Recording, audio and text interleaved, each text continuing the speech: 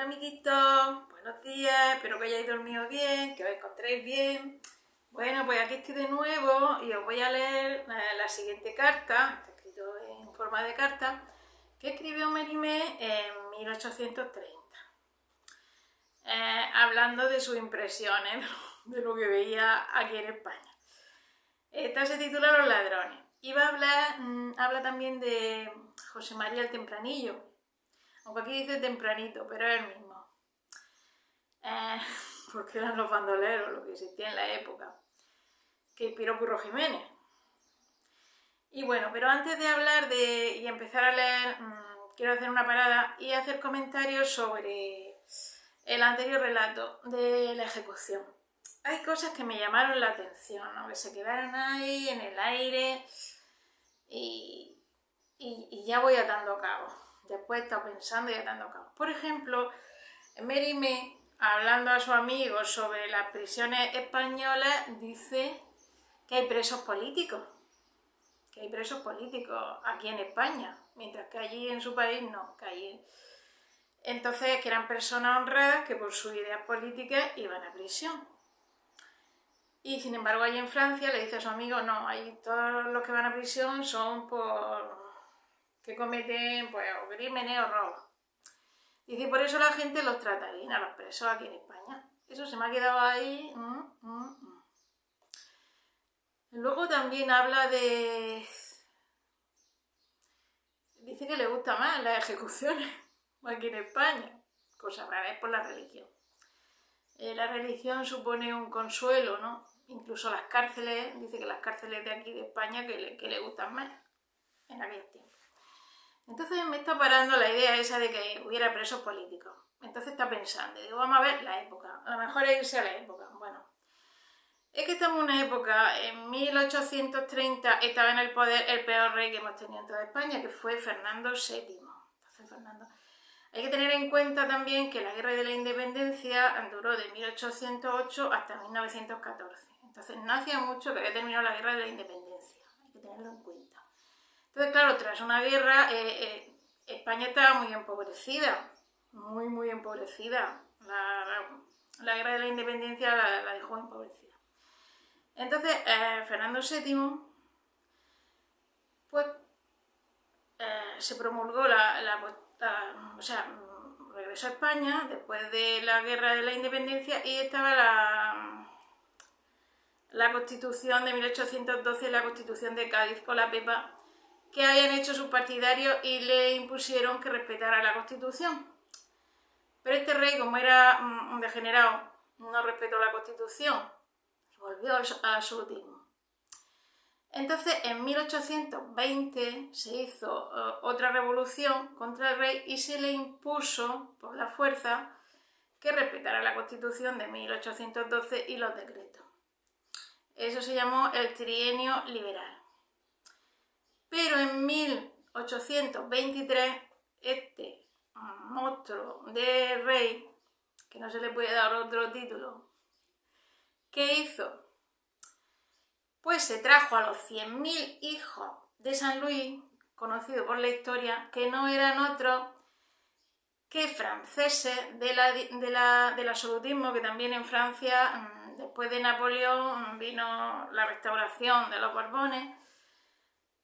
Entonces se trajo 100.000 soldados franceses, el muy hijo de la gran, para combatirnos nosotros, a los españoles, para derrotar la revolución esta que le había hecho en 1820, que le había hecho a él acatar de nuevo la Constitución y convertirse en un régimen constitucional.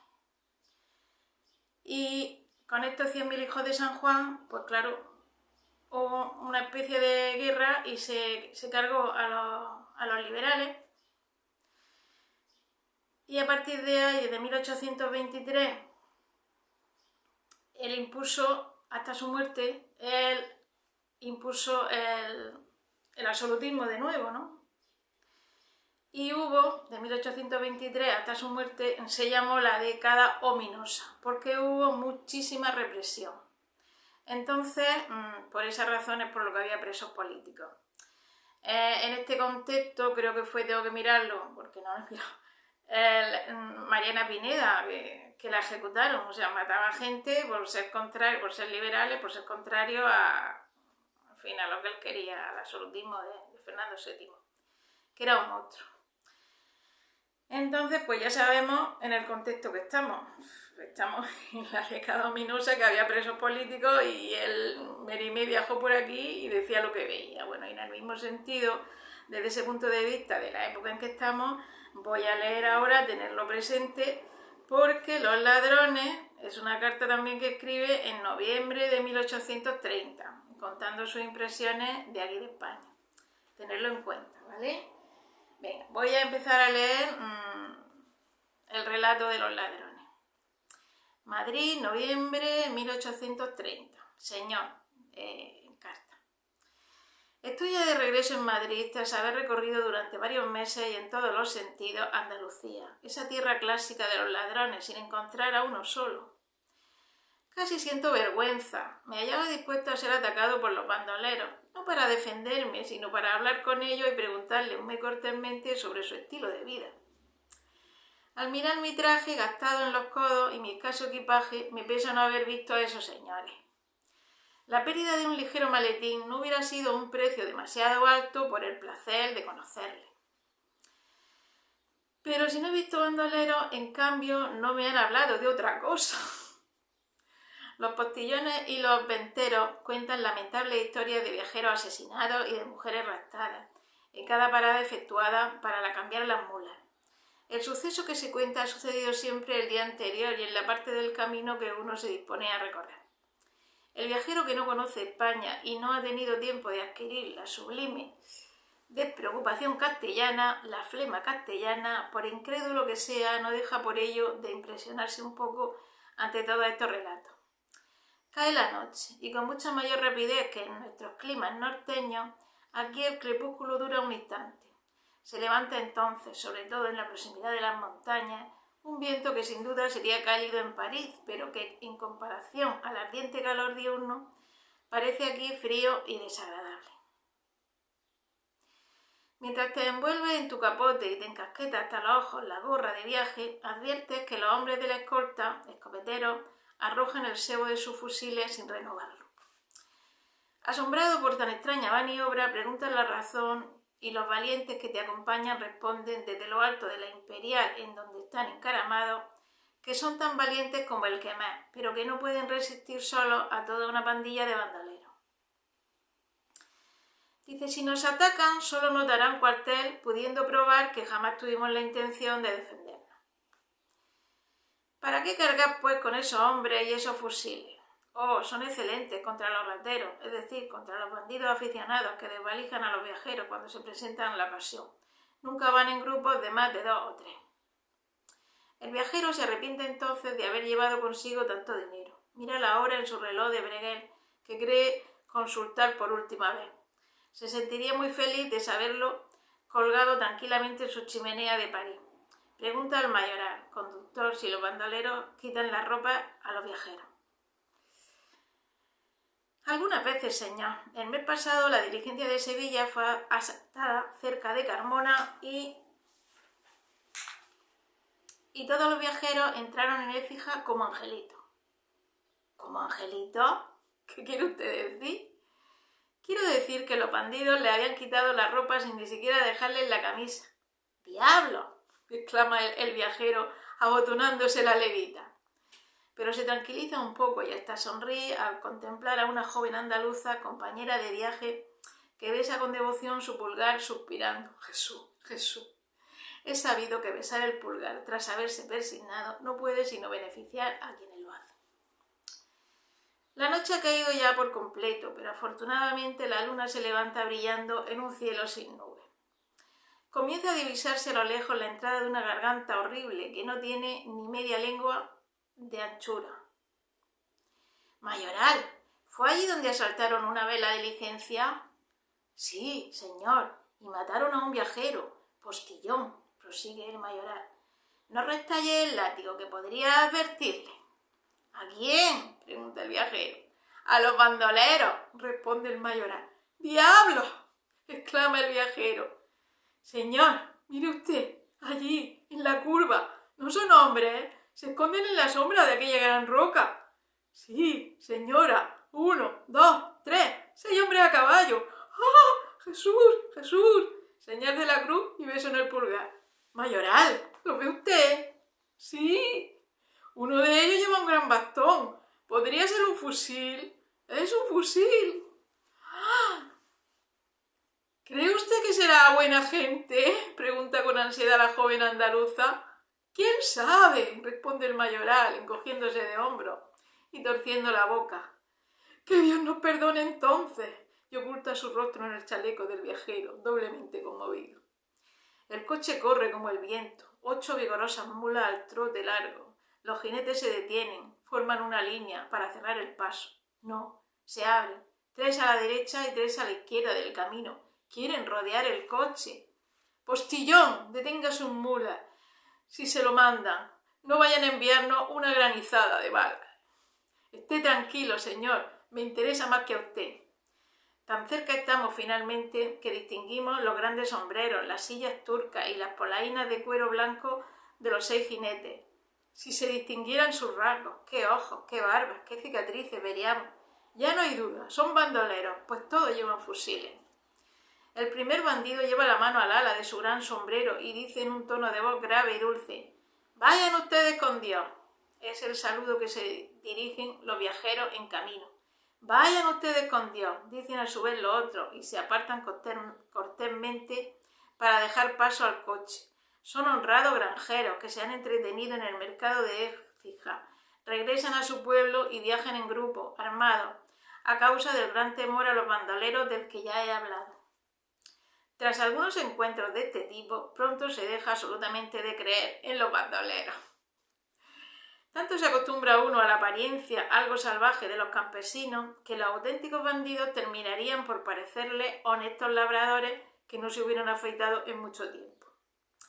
Un joven inglés a quien conocí en Granada había recorrido durante largo tiempo los peores caminos de España sin sufrir percance alguno y terminó negando obstinadamente la existencia de los bandoleros.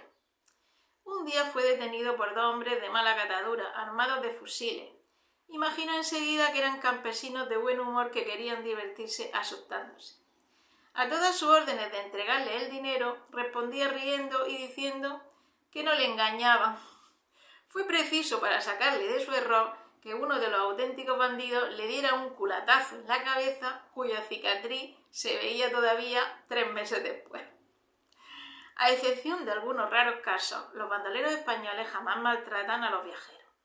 Se limitan por lo general a quitarle el dinero que llevan encima sin abrir sus maletas e incluso sin registrar. Sin embargo, no hay que confiarse. Un elegante joven de Madrid se dirigía a Cádiz con una docena de hermosas camisas que se había hecho traer de Londres. Los bandoleros le tuvieron cerca de la Carolina y tras haberle arrebatado las onzas que llevaba en la bolsa, sin contar los anillos, cadenas y recuerdos amorosos que no podían faltar en un hombre tan conocido, el jefe de los bandidos le hizo notar cortésmente que la ropa de los hombres de su banda, obligados como estaban a evitar los lugares habitados, necesitaba un buen lavado. Se despliegan y admiran las camisas y el capitán diciendo, como el jali siciliano: «Entre caballeros podemos permitirnos estas confianzas». Puso algunas en su alforja. Luego se sacó los harapos que llevaba desde hacía por lo menos 6 semanas y se cubrió alegremente con la mejor batista de su prisionero. Cada bandolero hizo lo propio, de modo que el infortunado viajero se halló desprovisto en un instante de todo su guardarropa y en posesión de un montón de harapos que no hubiera tocado ni con la punta de su bastón de la mierda que llevaba. Tuvo que soportar también las bromas de los bandoleros. El capitán, con esa chocarrería que también fingen los andaluces, le dijo, al despedirse, que no olvidaría jamás el favor que acababa de hacerle, que le devolvería enseguida las camisas que le había prestado y que recogería las suyas en cuanto tuviera el placer de volverle a ver. Sobre todo, añadió, no olvide usted hacer lavar las camisas de estos señores. Las recogeremos cuando regrese usted a Madrid. En distintas épocas el gobierno español se ocupó seriamente de limpiar los caminos reales de los ladrones que desde tiempo inmemorial los recorren libremente. sus esfuerzos no tuvieron jamás resultado definitivo. Destruida una banda, otra se formaba enseguida. A veces un capitán general conseguía, gracias a sus desvelos, expulsar a los bandoleros del territorio bajo su gobierno, pero entonces las provincias vecinas rebosaban de ellos. La naturaleza de la región, erizada de montañas sin caminos frecuentados, hace muy difícil la completa destrucción de los bandidos. En España, como en la Vendée, hay gran número de alquerías aisladas, aldeas, alejadas varias millas de cualquier lugar habitado. Poniendo una guarnición en todas estas alquerías, en todos los pequeños villorrios, pronto se verían los bandoleros obligados a entregarse a la justicia, pero ¿dónde encontrar bastante dinero y suficientes soldados? Los propietarios de las aldeas están interesados, se nota, en mantener las buenas relaciones con los bandidos cuya venganza es temible. Por otro lado, que cuentan con ellos para su subsistencia, les cuidan, les pagan bien los objetos que necesitan y algunas veces incluso comparten con ellos el botín. Hay que añadir también que la profesión de bandolero no es mirada en absoluto, por lo general, como deshonrosa. Robar en el camino real para mucha gente es hacer oposición, es protestar contra las leyes tiránicas. Y el hombre, con solo su fusil, siente el coraje necesario para desafiar al gobierno. Es un hecho respetado por los hombres y admirado por las mujeres. Es ciertamente glorioso poder exclamar, como el antiguo romance: a todos desafío, pues a nadie tengo miedo. Un ladrón comienza por lo general siendo contrabandista. Su comercio es turbado por los empleados de la aduana. Para las 9/10 partes de la población es una escandalosa injusticia que se atormente a un hombre de bien que vende barato, mejores cigarros que los del rey, y que trae a las mujeres mercancías inglesas y toda la habladuría a 10 leguas a la redonda. Si un aduanero toma o mata su caballo, el contrabandista está arruinado, le queda entonces una venganza, se hace ladrón. Preguntamos qué ha sido de un guapo mozo en el que nos fijamos hace algunos meses y que era el gallo del pueblo. «Ay», responde una mujer, «le han obligado a echarse al monte. No es culpa suya, pobre chico, era tan dulce, que Dios le proteja». Las almas buenas hacen responsable al gobierno de todos los desmanes cometidos por los ladrones. Él es, dicen, el que saca de sus casillas a la pobre gente que no pide sino estar tranquila y vivir de su oficio. El modelo del bandonero español, el prototipo del héroe del camino real, el Robin Hood, el Roque Guinart de nuestro tiempo, es el famoso José María, llamado el Tempranito, el matinal. Es el hombre de quien más se habla de Madrid a Sevilla, de Sevilla a Málaga, guapo, valiente, cortés, como pueda serlo un ladrón, así es José María, sí. Si detiene una diligencia, ayuda a bajar a las damas y se preocupa de que estén confortablemente sentadas a la sombra, pues la mayoría de sus proezas las lleva a cabo de día.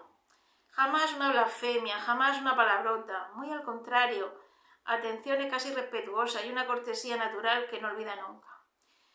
Cuando saca un anillo del dedo de una mujer, «Ah, señora», dice, «tan bella mano no precisa adorno». Mientras desliza el anillo fuera del dedo, besa la mano con un aire que puede hacer creer, según la expresión de una dama española, que el beso tiene para él más importancia que el anillo. El anillo lo toma como por distracción, pero el beso, por el contrario, lo hace durar mucho tiempo. Me han asegurado que deja siempre a los viajeros dinero bastante para llegar a la ciudad más próxima y que jamás ha negado a nadie el permiso de conservar una joya que los recuerdos hacían preciosa. Me han pintado a José María como un joven alto, de 25 o 30 años, bien formado, de abierta y risueña fisonomía, dientes blancos como perlas y ojos notablemente expresivos. Viste ordinariamente un traje de majo de gran riqueza. Sus camisas son siempre de un blanco deslumbrante y sus manos honrarían a un elegante de Londres o París. Hace unos 5 o 6 años que recorre los caminos reales. Sus padres le han destinado a la iglesia y estudió teología en la Universidad de Granada. Pero su vocación no era muy fuerte, como podrá verse, pues se introdujo de noche en la habitación de una señorita de buena familia. El amor, dicen, excusa muchas cosas, pero se habla de violencia, de un criado herido. Jamás he podido ver claro esta historia. El padre hizo mucho ruido y se entabló un proceso criminal. José María se vio obligado a huir y a exiliarse en Gibraltar. Allí, puesto que no tenía dinero, se puso de acuerdo con un comerciante para introducir de contrabando una gran cantidad de mercancías prohibidas. Bueno, amiguitos, ya estáis viendo que ahora ya está hablando del tempranillo, ¿no? Dice muchas más cosas y cuenta anécdotas del tempranillo, pero esto es un poquito largo y bueno, ya termino el próximo día, ¿vale? El relato, porque cansa uno un poco de leer. Venga, muchos besitos, saludos.